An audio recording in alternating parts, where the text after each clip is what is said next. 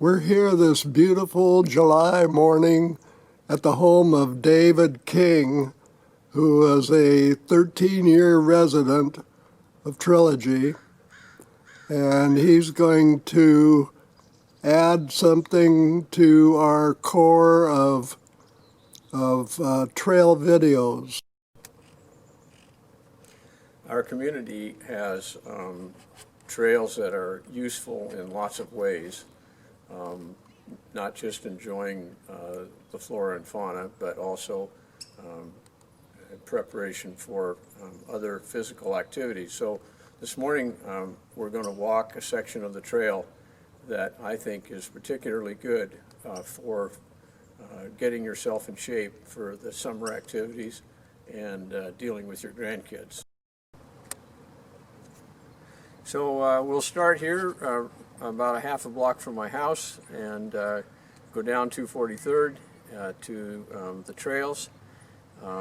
I usually take about an hour in the morning. This video will not take that long, so we're off.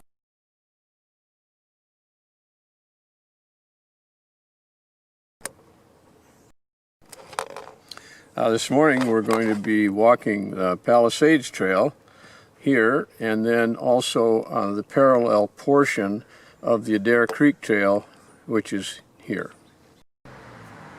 This just to remind people that in our community, dogs must be on leash at all times on the trails.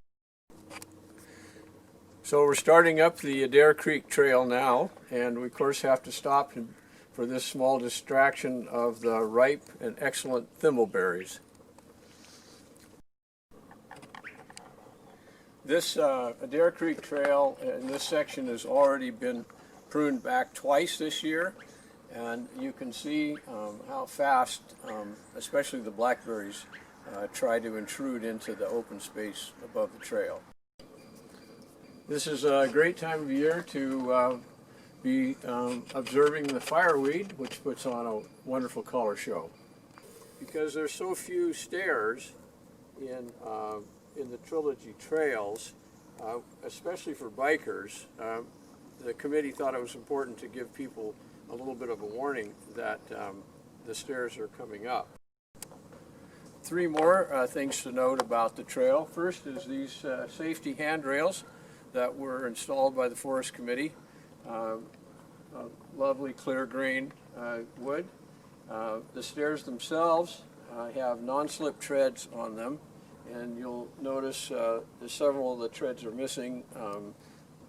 The committee expects to replace those sometime this summer. And then over on this side is a side trail, probably one built by the Boy Scouts, that allows horses to avoid the steps. The horses were doing quite a bit of damage to the wood steps. So throughout our community trails you'll find signs like this that allow emergency responders to know exactly where you are if you call 911 and tell them these reference numbers. And if you want to know more about how that system works, there's a separate Forest Committee video on these trail markers. So now we're back at the point where we started up the Adair Creek Trail, and we're going to walk along a short distance along the Tolt pipeline to the Palisades Trail.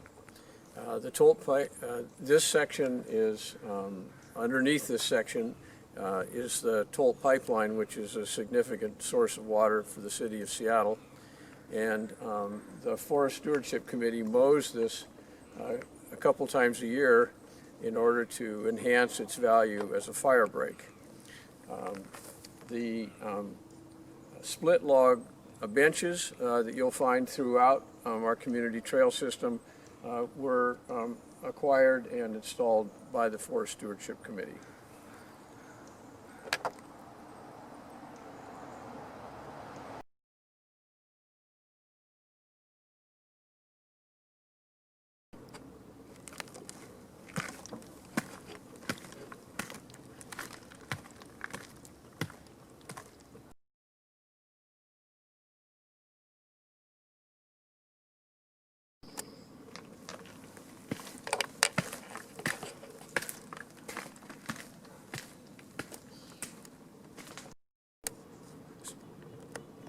So we're nearly at the top of the Palisades Trail, which is actually the end of the Palisades Trail. It's quite short.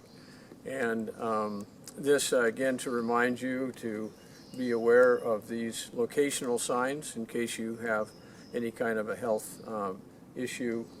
Emergency responders will know exactly where you are if you can give them these letters. So this is an example of what happens when you cut down a big leaf maple if you don't come back and deal with the sprouts or the suckers that come up from the trunk. This is not a welcome addition to a healthy forest. And now we're at the trailhead for the Palisades, the highest point of the Palisades Trail.